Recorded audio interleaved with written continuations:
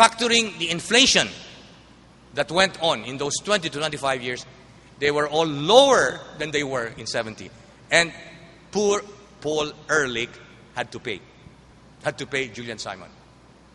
Again, completely a scientific demonstration that those who still mouth Malthusian theories are completely wrong in their economic data. Now, let me just give you one small detail, because we don't have the time to look at all countries. Do you know that in the United States, only 2% of the population are working in agriculture? For comparison, the figure is 36% in the Philippines. So only 2% of Americans are working in agriculture. Despite that very small number, the agriculture sector in the U.S. feeds 300 million Americans. The whole world, by exporting wheat, milk, name it, the U.S. exports. And from time to time, they're oozing with milk out of their ears that they have to throw millions of tons of milk, of wheat, into the sea. How can you believe in any Malthusian theory that says that we human beings are incapable of feeding ourselves, when the United States is an outstanding example of a country that has superseded completely their demand for food? And that's why it is so funny when it is now the Americans who are pushing aggressively under this present Obama administration population control, especially Hillary Clinton. But I will get to that. Why? Why? Despite the fact that they know that the whole world has enough technology. And if there's starvation, it is because of stupid policies and not because of babies being born. Well, let me explain. And it is actually contained in that document that you have. In 1974, Henry Kissinger was the Secretary of State under President Ford. He wrote a secret document, and I have it here.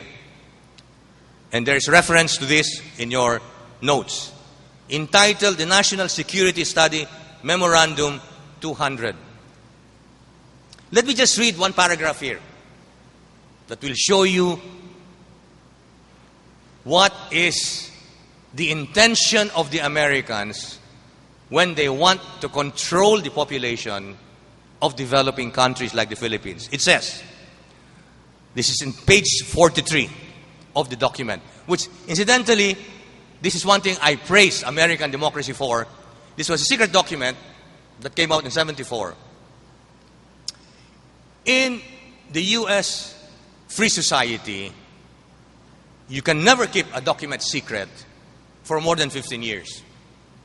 So every secret document has to be revealed. At least we have to praise the Americans for that. That's a democratic way of giving freedom to people to know what was secret. And so 15 years after 74, it became public. And that's why we have a copy of it. And it says, control of foreign populations for U.S. industrial and military security. Whatever may be done to guard against interruptions of supply, the U.S. economy will require large and increasing amounts of minerals from abroad, especially from less developed countries. That fact gives the U.S. enhanced interest in the political, economic, and social stability of the supplying countries.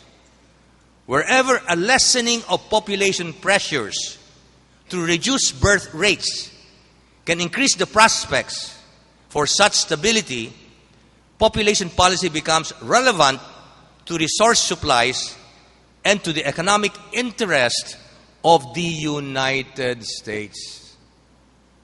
So that is exactly the motivation. The United States has been very, very shrewd in first using the resources of the rest of the world, copper, logs, name it, before using their own very rich resources. And you must say, well, that's an intelligent strategy. First, exhaust the resources of the world before you use. We can congratulate them for being very intelligent. But precisely, they saw that the populations of these developing countries were increasing rapidly, and they were alarmed. If they now increase rapidly, they will now use their own resources, and we will no longer have access to their resources. So starting 74,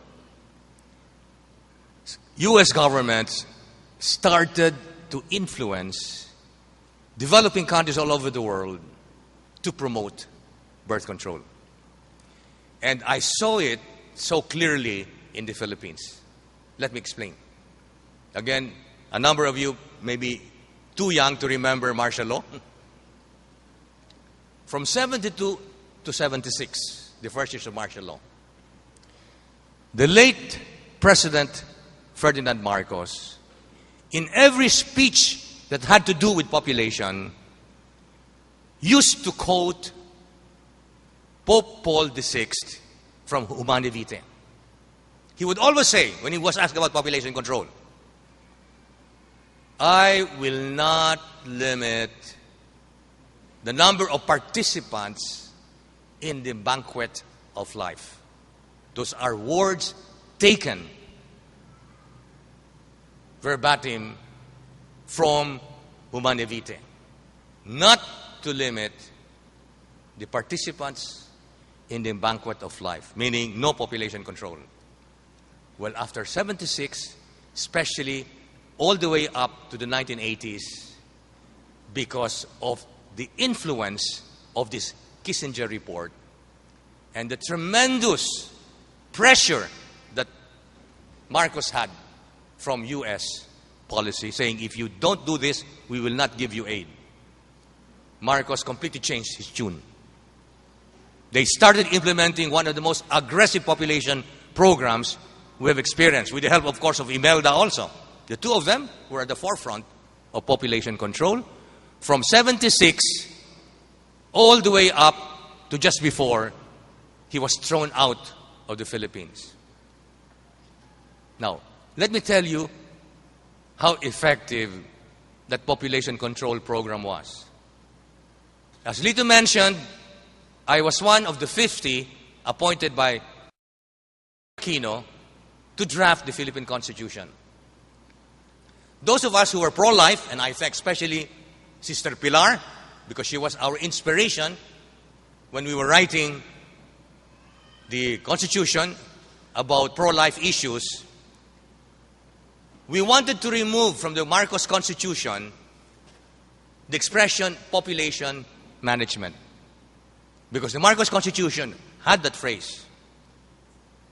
There should be population management by the state. And that precisely gave Marcos, in the last years of his regime, the license to introduce birth control. It was a hotly debated topic. We had a good number of objectors. But do you know what won the debate for us? And may his soul rest in peace. The late Blas Ople made a public confession that when he was deeply involved, because he was Secretary of Labor, and that's a very important ministry at that time, in population control, he said, all the money that we spent on contraceptives, pills, condoms, etc., went to waste. He admitted that. And he said, why? Your Honor. So we were referring to one another as Your Honor in all of the meetings then. All of us were honorable. He said,